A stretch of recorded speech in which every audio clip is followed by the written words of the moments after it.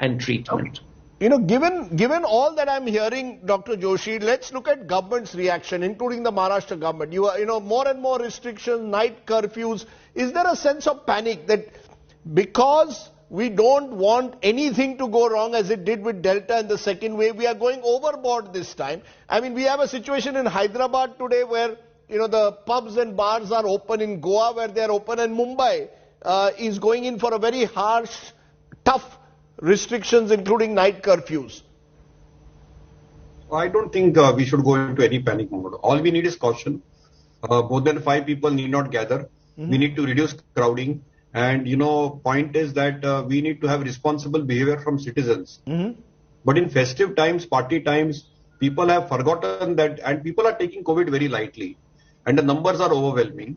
So I personally don't see any major challenges, or there is no need for these major knee-jerk reactions.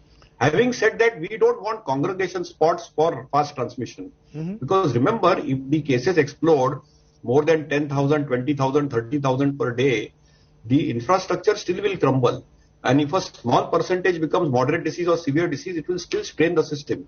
So it's very important to recognize that there is no bypassing the responsible behavior. Clearly, double masking is the order of the day. There is no need for cloth mask, use N95 or surgical 3-ply mask. And clearly, completing the vaccination, including booster, is the order of the day. But I think the crowding and air ventilation needs to be focused on. And I think if some curbs are put in transiently for a couple of weeks, they are reasonable. They should not be extremist. And as I said, the healthcare infrastructure, the lockdown was only thought, there won't be any lockdown. But lockdown is only thought only if the healthcare infrastructure was getting overburdened. Here, most of the hospitals, even in Mumbai with 2,500 cases, are empty. There are beds available. In fact, non-COVID work is occupying all the beds. So clearly, this is a mild disease which we are seeing. And in mild disease, it is basically being cautious and vigilant, which is far more important than panic and knee-jerk reactions. Dr. Reddy, I mentioned boosters. They will be should be available from the 10th of January. Do you believe that we really need boosters? I had Dr. Mulial, the epidemiologist, on my show 2 nights ago. He said your earlier vaccines were the booster.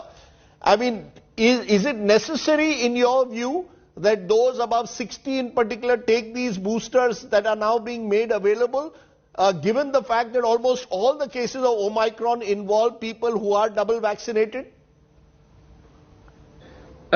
Firstly, I think we cannot assume that everybody in India who is vulnerable and susceptible has been vaccinated fully or has been infected earlier and therefore has a full level of immunity. I would think that we ought to also recognize that people who were vaccinated early in 2021 or who might have been infected even in March, April, May, may be having diminishing immunity now, even if they did have a fairly high level of immunity at one point in time. Omicron may not be the real threat now, and we may not need boosters only to protect against Omicron.